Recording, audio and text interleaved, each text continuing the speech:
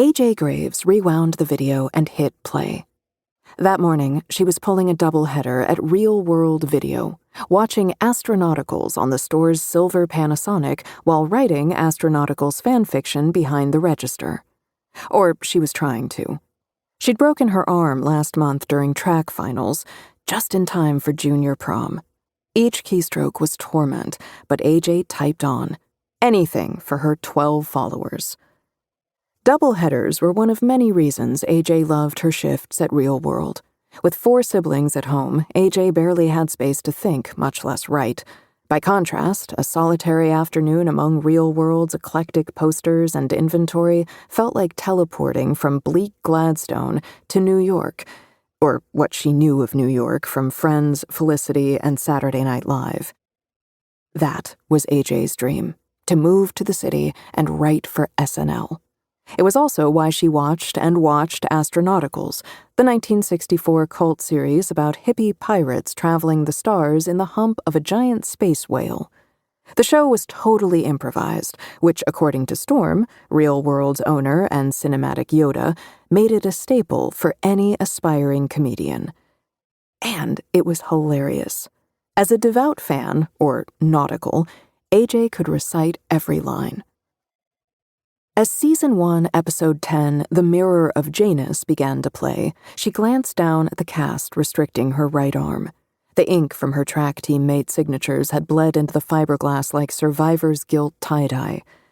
AJ felt a stab of dejection. New York had never felt farther.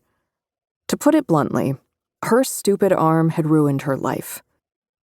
AJ's endgame had been planned out so beautifully, a summer spent interning at the Berkshire Eagle and attending heavily scouted soccer intensives that would have perfectly teed up her senior year and college applications. With luck, she would have been looking at a full ride to NYU. But her accident had destroyed all that. No driving meant no internship at the Berkshire Eagle. No vigorous activity meant no soccer intensives. No references, no scouts, no scholarship, no escape. Relax, her mom had said. You're still a shoo-in for UMass. AJ's entire family had gone to UMass. Her mom, her dad, her siblings Patrick and Libby both loved it, both popular, both on track to graduate, return to Gladstone, become their parents, and die. Now, at 17, AJ felt trapped, like the rest of her life had been scripted, and she hated this movie.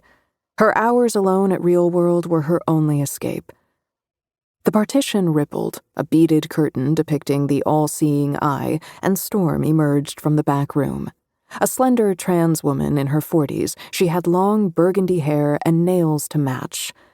"Age, good, you're here," she said. "There's someone I want you to meet." "Oh?" said AJ, reaching into a Ziploc for a handful of Reese's Puffs, her favorite. Storm drummed her acrylics on the counter. "I've hired some extra help." AJ froze. "You didn't." Storm pointedly eyed AJ's cast. "Actually, I did." AJ frowned. "Do I not get a say in this?" Storm smiled sweetly. "Nope. Noah?" A shadow appeared behind the all-seeing eye, and AJ's heart sank. Storm never let customers in back, even to use the bathroom. She truly had decided to hire this person. A large hand parted the beads as an extremely tall young man stepped through. He was dressed head to toe in black, with jet black hair that hung shaggily about his broad shoulders and scowling black eyebrows. His overall vibe screamed villain, except his eyes. Dark and expressive and surprisingly lovely for such an intimidating person. As they flicked to the Panasonic, time slowed. To keep listening to this audiobook, I've left you a link in the description so you can do it, at no cost thanks to Audible's 30-day free trial.